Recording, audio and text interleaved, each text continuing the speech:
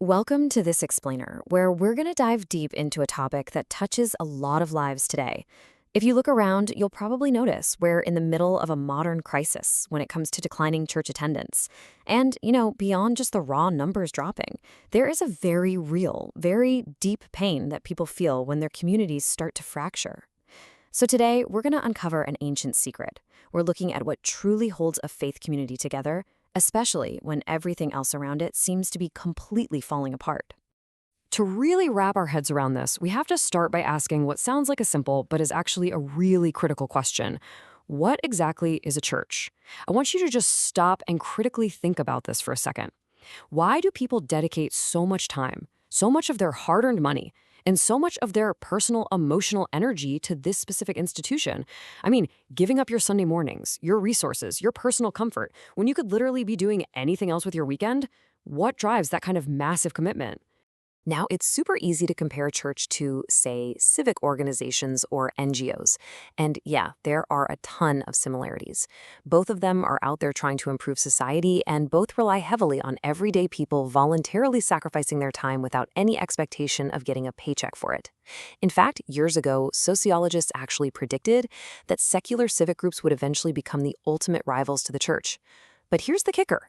While civic groups absolutely do incredible, vital work, they're actually experiencing a huge decline today, too.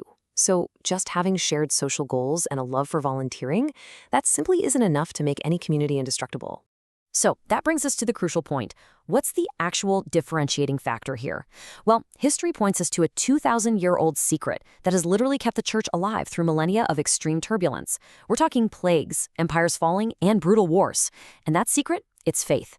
But I'm not just talking about some vague, warm feeling. It is a relationship grounded entirely in God's providence, not just human elbow grease. Because let's be honest, if it relied solely on human beings, it would have fractured permanently a long, long time ago. But because the core foundation is believed to be divine, the community persists.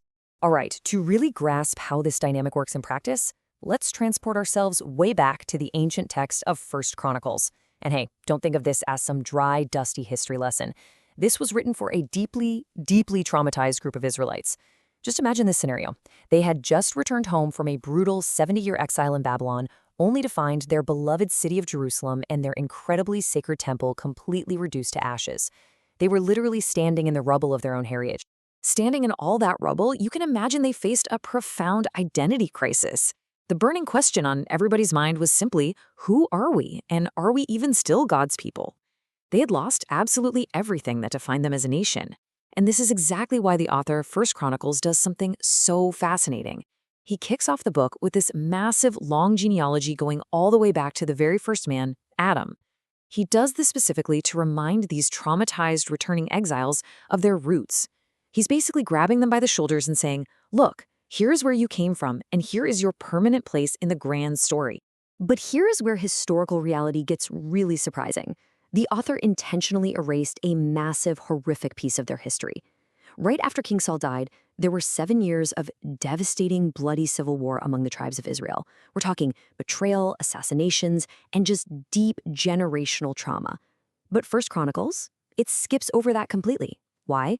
Well, because the author's primary goal here was to heal the community and foster unity, not to rip the Band-Aid off old, painful wounds. They desperately needed a solid foundation for their future, not a heavy anchor tying them to their divided past. And that sets the stage for this pivotal moment found right here in 1 Chronicles chapter 11, verse 1. It says, all Israel gathered at Hebron. We are your own flesh and blood. Now think about the absolute miracle packed into that one statement. All Israel gathered. These were the exact same people who had previously been tearing each other apart in a civil war, yet here they are, miraculously overcoming massive internal divisions to stand shoulder to shoulder and declare their unity. Which brings us to the first core pillar we're going to talk about today. True community is united by God's calling, not merely by human choice. When they looked at each other and said, we are your own flesh and blood, that actually echoed all the way back to Adam's realization about Eve in the book of Genesis. They weren't just standing there saying, hey, we shared the same hobbies, or, we actually kind of like each other. No, they were making this profound declaration that true community is inextricably bound together by a divine calling. They were one body, essentially saying, your pain is my pain and your joy is my joy. Building right on top of that, verse 2 reveals our second pillar. "The Lord your God said, 'You will shepherd my people.'" Now, notice what's actually happening here. The people recognized David's leadership, absolutely, but not because he was the most charismatic politician in the room or because he won some big popularity contest. They submitted to him solely because God had already spoken it. God was the one who appointed him to be a shepherd. Now, hold on, let's unpack that specific word for a second, because understanding the idea of a biblical shepherd is absolutely crucial. A shepherd is defined as one who serves, guides, and protects the flock rather than owning it. A true faith community is never just a fan club centered around a highly charismatic leader. It's a group of people moving together in a shared direction toward God's will. The leader is simply there to protect and guide the flock along that specific path. If the community ever loses sight of that shared divine direction, well, it just evolves into a glorified social club. And that brings us to the third pillar, right here in verse 3. Read this closely. David made a covenant with them at Hebron before the Lord. I want to zero in intensely on that phrase, before the Lord.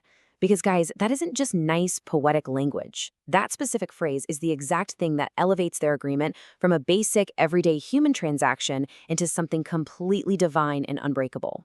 To put that into perspective, there's a really stark contrast between a contract and a covenant. Think about it. A contract is totally human-made and highly conditional. If you don't meet the terms, boom, the contract is broken and everyone just walks away. But a covenant? A covenant is witnessed and guaranteed by God himself. It's built entirely on his eternal word. It's not something fragile that human beings engineered. It's something God initiated, and the people simply responded to it. What happens next in the text is just so cool. The rest of the chapter basically lists dozens of forgotten warriors. These are the unsung heroes who sacrificed absolutely everything for the community. And it proves an incredibly powerful point. A true, enduring community isn't just sustained by the big visionary at the top. No way. It requires the quiet, selfless sacrifice of unseen people to survive. It's the folks faithfully serving in the background, never expecting a shred of recognition, that actually hold the walls up. So you might be wondering, how does this ancient history bridge over to us in the present day? Because as we know from history, the perfect earthly kingdom under David never actually lasted. Well, the timeline points us forward to Hebrews chapter 8, verse 6, which says, "He is the mediator of a better covenant." Modern believers don't look to an ancient earthly king to hold their communities together anymore. They look to Jesus as the mediator of this new covenant. And here is the modern application of all this ancient wisdom. The community today is united entirely by the cross. Taking communion, for example, is a regular, highly tangible reminder of this exact concept. It reminds the church that they aren't just gathering out of convenience or because they happen to share the same political views or social interests. They gather strictly because they are united under this new covenant established by Jesus' blood. That, right there, is the ultimate glue. Okay, let's quickly pull all of this together. In this explainer, we've uncovered three incredible pillars of an enduring faith community, drawn straight from the ancient text of 1 Chronicles. First, the community is called by God to be one, meaning it's his initiative, not ours. Second, it is led by God's shared will, moving everyone in a unified direction. And third, it is established firmly by God's covenant, guaranteed by him and not by some fragile human contract. Which brings us to the single most important question for you right now, and the thought I want to leave you with. Why do you gather today? When you show up to your church, your community, or your local group, are you there just for the social benefits, or are you truly part of a covenant? Honestly, reflecting on that simple question can completely transform how you participate in your own community. Thank you so much for joining me for this explainer, and we will catch you next time.